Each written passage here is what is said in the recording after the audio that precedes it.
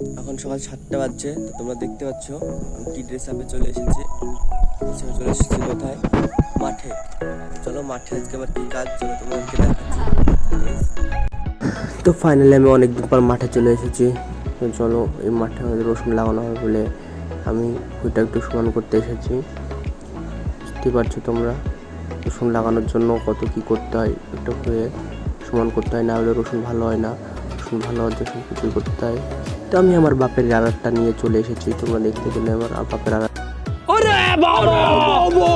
তো ফটাফট আর বেশি দেরি না করে তো চলো আমি হাতে কোদালটা নিয়ে নিলাম, আর এই আড়টা আমি সমান করে দেখে নিলাম কতটুকু কোয়াতে হবে। তো এবার চলো কাজটা আমার শুরু করা যাক।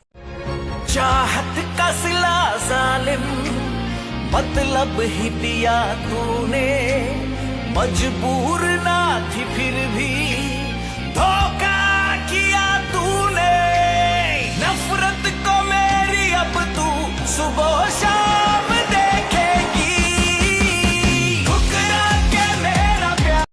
তো ভালোই যে আমি তাড়াতাড়ি মাঠে চলে গিয়েছিলাম, একটু তাড়াতাড়ি ঘুম থেকে উঠে চলে গিয়েছিলাম, না হলে রোদ্রে পারতাম না, যা রোদ পড়ছে, অনেকটাই রোদ পড়ছিল।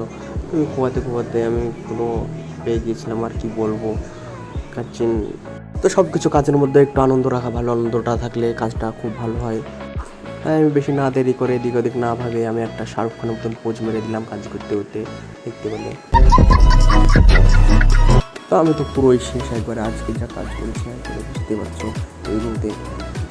তারপর আমি উপরের দিকে তাকিয়ে দেখলাম কারেন্টের তারে দুটো পাখি বসে আছে। যাক, ভালোই লাগলো দেখে। তো তোমরাও সৌন্দর্যটা দেখতে পাচ্ছ, মাঠের সৌন্দর্য কেমন লাগে। চলো ব্লগটি এখানে শেষ, আবার নিয়মিত ব্লগ আসছে পরের ভিডিওতে।